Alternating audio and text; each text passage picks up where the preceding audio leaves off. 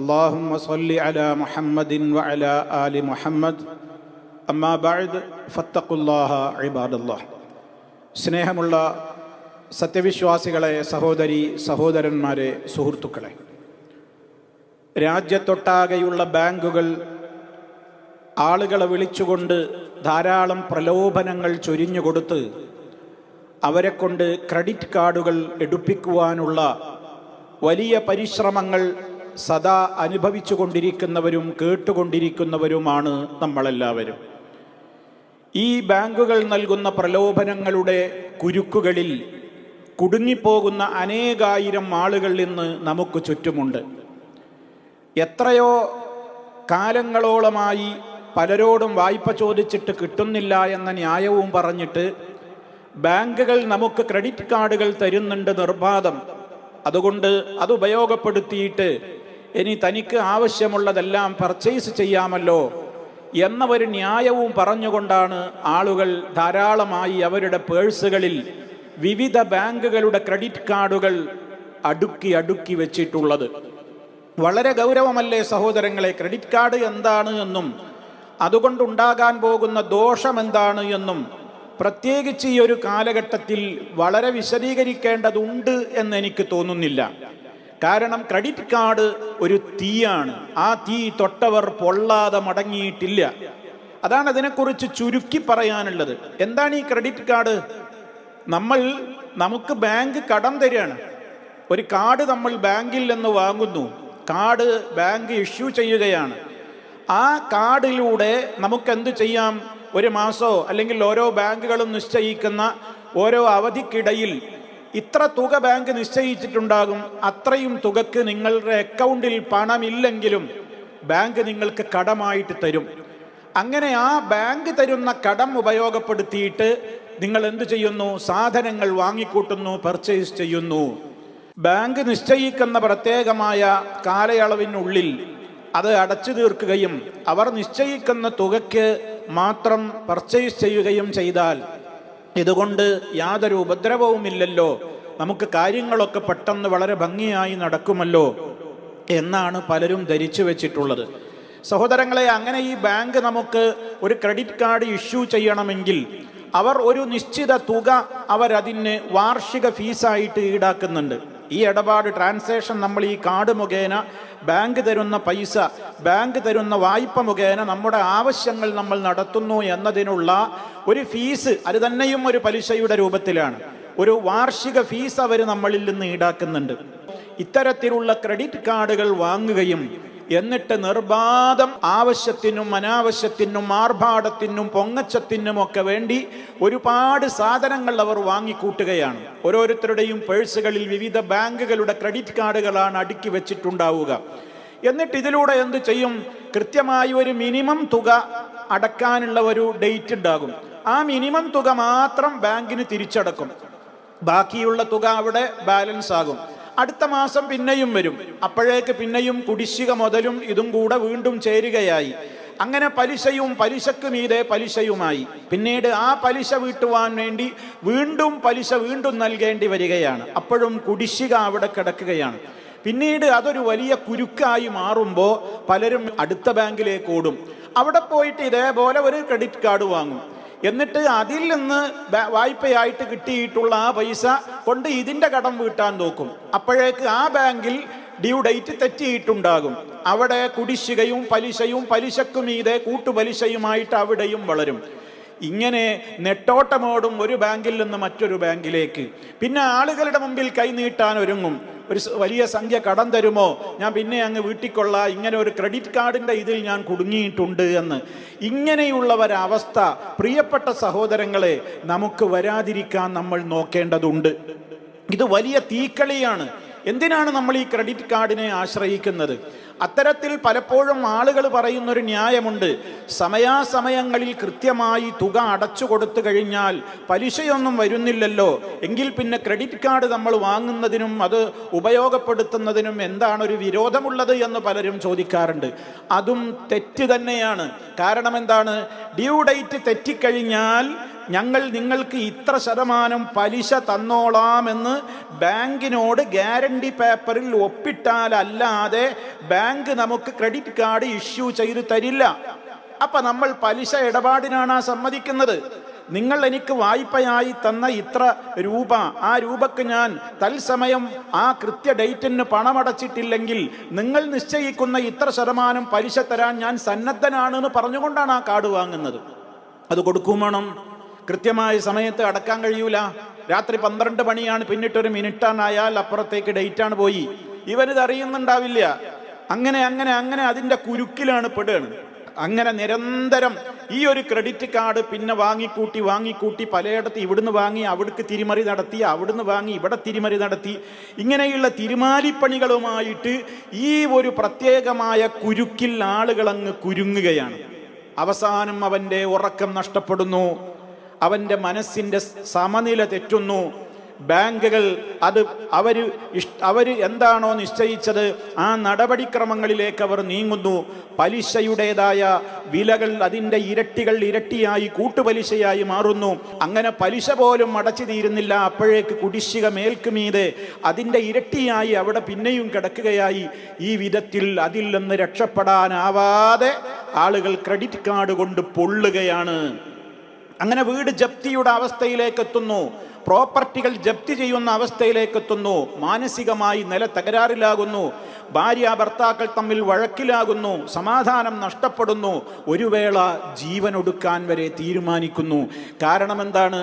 നിൽക്കക്കള്ളിയില്ലാത്ത വണ്ണം കടം പലിശ അത് കുമിഞ്ഞു കൂടിയിരിക്കുന്നു, മേൽക്കുമേൽ വർദ്ധിച്ചിരിക്കുന്നു എന്ന്. അതുകൊണ്ട് തന്നെ സഹോദരങ്ങളെ, ഇത് വളരെ വ്യക്തമായ തനിച്ച നിഷിദ്ധമായ പലിശ ഇടപാടാണ് ഈ ക്രെഡിറ്റ് കാർഡുകളിലൂടെ നടക്കുന്നത്.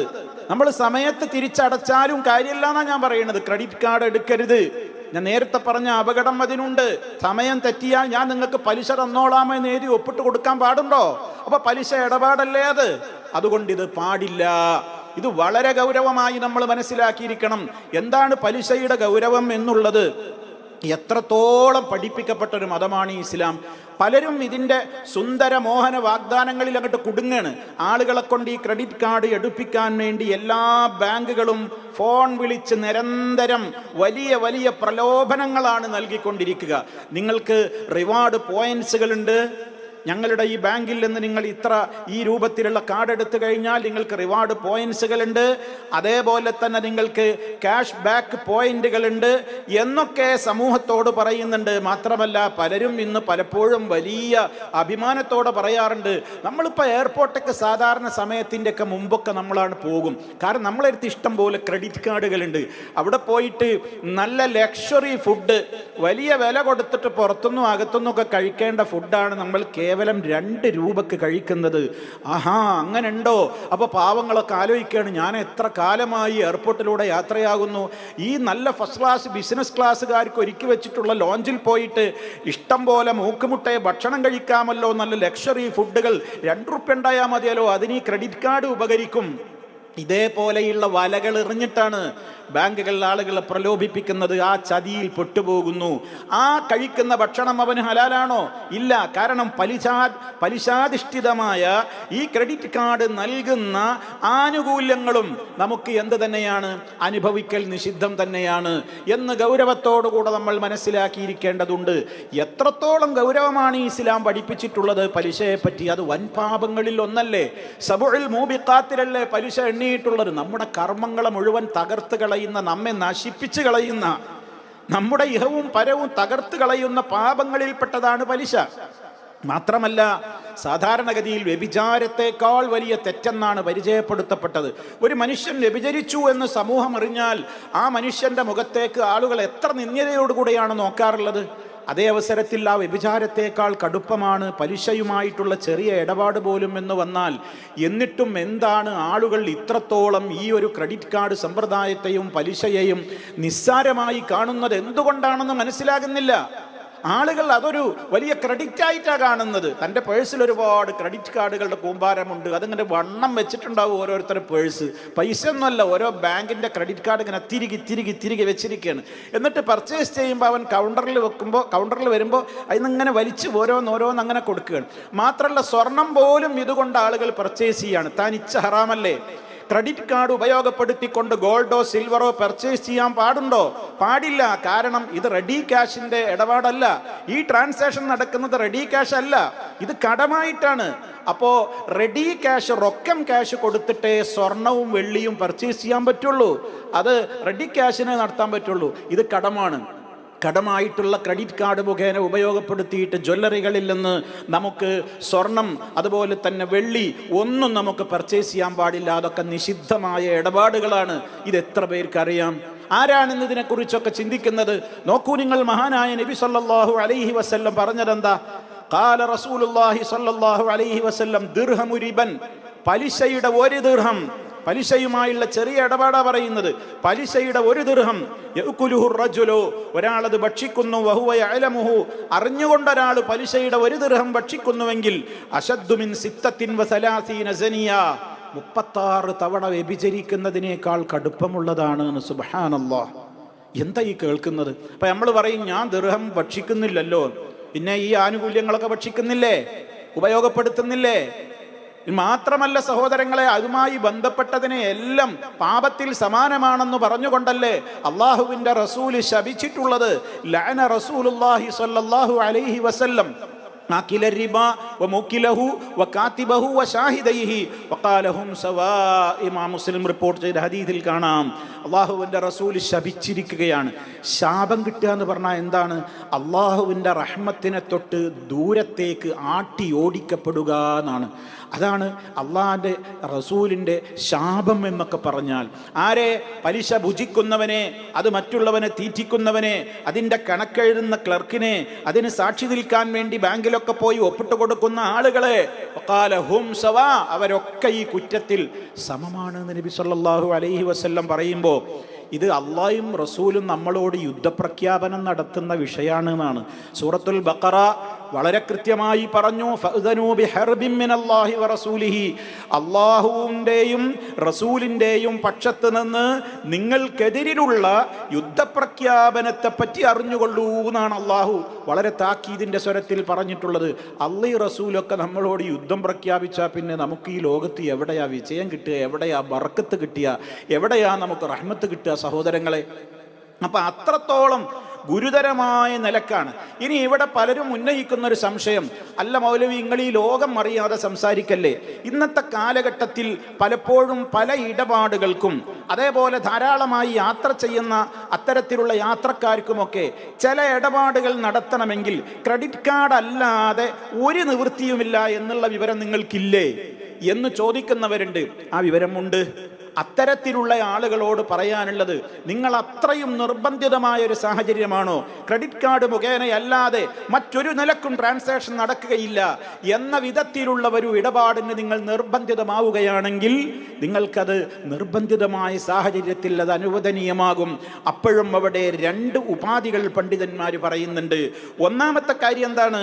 ഒന്നാമത്തെ കാര്യം, ക്രെഡിറ്റ് കാർഡിൽ നമ്മൾ ഉപയോഗിക്കുന്ന ആ ഇടപാട് തുകയുണ്ടല്ലോ, ആ ഇടപാട് തുക തത്സമയം തന്നെ എൻ്റെ അക്കൗണ്ടിൽ നിന്ന് നിങ്ങൾ അപ്പം തന്നെ കട്ട് ചെയ്തോളണം എന്ന് ബാങ്കിനോട് നമ്മൾ ആദ്യമേ ഒരു കരാറിലെത്തണം. നിങ്ങളെ ക്രെഡിറ്റ് കാർഡ്, അതിന് നമുക്ക് അക്കൗണ്ടിൽ പണം വേണം. ഇത് അക്കൗണ്ടിൽ 5 പൈസ അല്ലാത്തവനാണ് ഈ ക്രെഡിറ്റ് കാർഡ് കൊണ്ട് ക്രെഡിറ്റായി ഇങ്ങനെ നടക്കുന്നത്. അവിടെ നമ്മൾ ചിന്തിക്കണം, അങ്ങനെ ഇത് വേണമെന്ന് നിർബന്ധമുണ്ടോ? എങ്കിൽ നിങ്ങൾ ക്രെഡിറ്റ് കാർഡ് വാങ്ങിക്കോളൂ, എന്നിട്ട് നിങ്ങളുടെ അക്കൗണ്ടിൽ പണവും വേണം. ആ ബാങ്കിനോട് നിങ്ങൾ പറയണത്, നിങ്ങൾ എത്ര തുകക്കാണോ ട്രാൻസാക്ഷൻ നടത്തുന്നതെങ്കിൽ അത്രയും തുക നിങ്ങൾ അപ്പം തന്നെ എൻ്റെ അക്കൗണ്ടിൽ നിന്ന് കട്ട് ചെയ്തോളൂ. അപ്പൊ പിന്നെ അവിടെ പലിശ വരുന്നില്ല. അപ്പൊ അവിടെ പലിശയുടെ ഒരു ഇനം അവിടെ വരുന്നില്ല. ഇനി അതല്ലെങ്കിൽ രണ്ടാമത്തെ മാർഗം എന്താണ്? ബാങ്ക് കട്ട് ചെയ്യുന്നില്ലെങ്കിലും നമ്മൾ എന്ത് ചെയ്യുക? നമ്മൾ നടത്തുന്ന ഇടപാടിന് തുല്യമായ തുക എൻ്റെ അക്കൗണ്ടിൽ ഉണ്ട് എന്ന് ഞാൻ ഉറപ്പ് വരുത്തിയിട്ട് അത്രയും തുകക്ക് മാത്രമേ ഞാൻ എന്ത് ചെയ്യാവൂ? ട്രാൻസാക്ഷൻ നടത്താവൂ, ഇടപാട് നടത്താവൂ. എന്നിട്ട് എന്ത് ചെയ്യണം? ഉടനെ തന്നെ അത്രയും തുക ഞാൻ അടച്ചു തീർക്കുകയും ചെയ്യണം. അപ്പോഴും പലിശ വരുന്നില്ല. ഇതൊക്കെ അനിവാര്യമായ സന്ദർഭങ്ങളിൽ മാത്രമാണ്. അല്ലാത്തവർ 100% ഈ ക്രെഡിറ്റ് കാർഡിൻ്റെ മേഖലയിൽ നിന്ന് പരിപൂർണമായും അങ്ങ് വിട്ടങ്ങ് നിൽക്കുക. അത് തീയാണ്, അത് പൊള്ളും, പൊള്ളാതെ അത് തൊട്ടവരാരും മടങ്ങിയ ചരിത്രമില്ലെന്ന് ഓർക്കുക. അതുകൊണ്ട് തന്നെ സഹോദരങ്ങളെ, ഒരുപാട് ആളുകൾ ഇന്ന് വിഷമത്തിലാണ്, പ്രയാസത്തിലാണ്, കുടുങ്ങിപ്പോയവരുണ്ട്. ആ കുരുക്കിൽ നിന്ന് രക്ഷപ്പെടാനാവാതെ നെട്ടോട്ടമോടുകയാണ് പല സഹോദരങ്ങളും. ഗൗരവത്തോടെ ആലോചിക്കുക, ഇത് നമുക്ക് വേണ്ട. നമുക്ക് അനുവദിക്കപ്പെട്ട വിധത്തിൽ സൂക്ഷ്മതയോടുകൂടിയുള്ള ജീവിതം മാത്രം മതി സഹോദരങ്ങളെ. നമുക്ക് അതിനെ അള്ളാഹുവിനോട് തേടുക.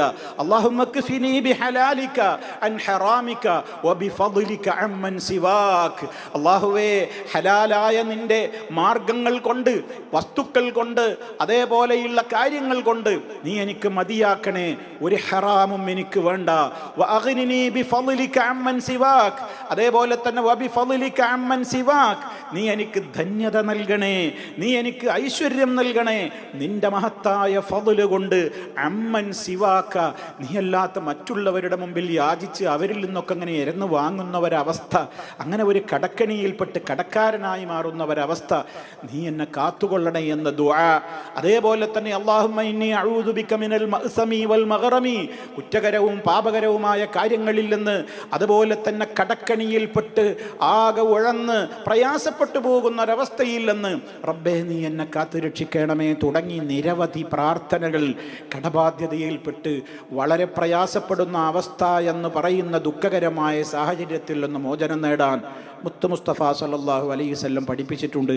അതുകൊണ്ട് സഹോദരങ്ങളെ, കഴിയുന്നത്ര നമ്മളെല്ലാവരും ഈ മേഖലയിൽ വളരെ ശ്രദ്ധ പുലർത്തേണ്ടതുണ്ട്. ഞാനിത് പറയുമ്പോൾ ഈ ശബ്ദം ശ്രവിക്കുന്ന ഓരോരുത്തരും അവരവരുടെ പേഴ്സ് ഒന്ന് എടുത്തൊന്ന് തുറന്നു നോക്കുക.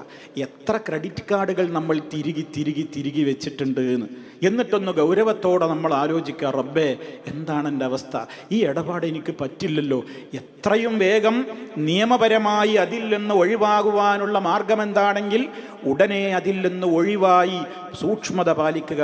ഇനി അത് തുടരാതിരിക്കുക. ഇതല്ലാതെ നമ്മുടെ മുമ്പിൽ നിവൃത്തിയില്ല. അല്ലാഹു സുബ്ഹാനഹു വ തആല സർവ്വ നിഷിദ്ധങ്ങളിൽ നിന്നും കാത്തു രക്ഷിച്ചുകൊണ്ട് ഏറ്റവും അനുവദിക്കപ്പെട്ട മാർഗത്തിലൂടെ മാത്രം മുന്നോട്ട് പോകാൻ തൗഫീഖ് ലഭിക്കപ്പെട്ട ഭാഗ്യവാന്മാരിൽ നമ്മെ ഓരോരുത്തരെയും ഉൾപ്പെടുത്തി അനുഗ്രഹിക്കുമാറാകട്ടെ. വൽഹംദുലില്ലാഹി റബ്ബിൽ ആലമീൻ.